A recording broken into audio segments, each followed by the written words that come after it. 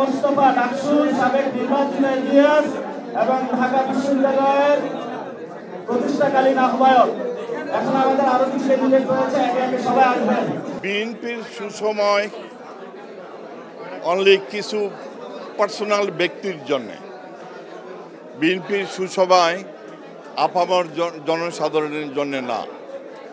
যারা specially privilege people আছে in the BNP, তাদের জন্য খুব সুসময় চলতেছে এবং আগামী দিনে চলবে। সুতরাং ওই সুসময়ের জন্যে, একক নেতৃত্বের জন্যে এবং একক স্বৈরাচারিতার জন্যে, যেখানে পার্টির ভিতরে কোনো গণতন্ত্র নাই, পার্টির ভিতরে কোনো ডেমোক্রেসি নাই, আমি ভাই ওখানে পলিটিক্স করি না।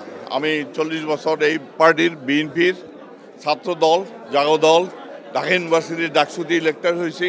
আমি একজন মুক্তিযোদ্ধা, জিয়াউর রহমানের সাথে আমি পলিটিক্স করছি এবং রাজনীতি করছি। উনি যা ছিলেন তখনকার দিনে আমরা ডেমোক্রেসি ছিল, আমরা পারছি নিজেদের কথা বলার জন্যে, কিন্তু এখন আর সেটা নেই। যার জন্যে আমি ভাই I don't want to go behind people. দেশকে স্বাধীন করছি, দেশকে সামনে নেওয়ার জন্যে আমি বহুত আশাবাদী।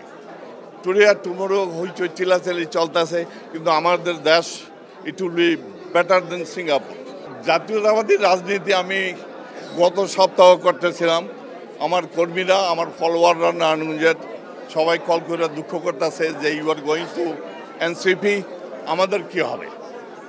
তো আমি বললাম, তোমরা তো বিএনপি করো, আর নাহলে আমাকে ফলো করো। তো আজকে কালকে হবে আমার নারায়ণগঞ্জে যাওয়া এবং মিটিং করা। অনেকে আছে যে we are with you, but give us little time. এনসিপির সব young students leaders, they are below, আমার মেয়েও 26 ইয়ার্স ওল্ড। তারা সবাই ইয়াং, এনার্জেটিক।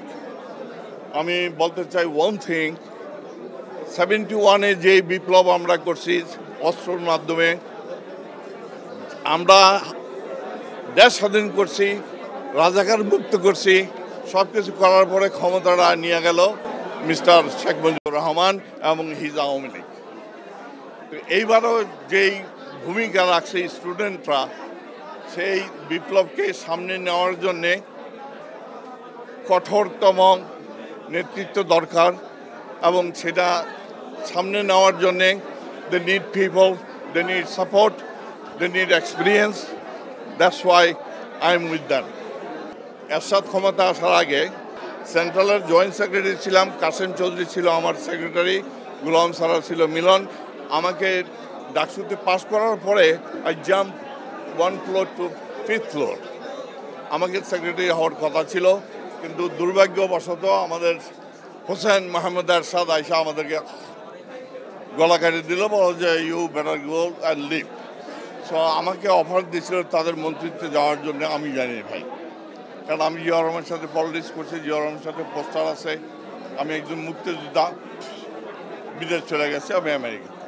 বিএনপির standing committee member doctor Mosharraf Hossain, আমার দেশের বাড়ি দাউদকান্দিতে, উনি আমাকে দাওয়া দেখা হয়েছে।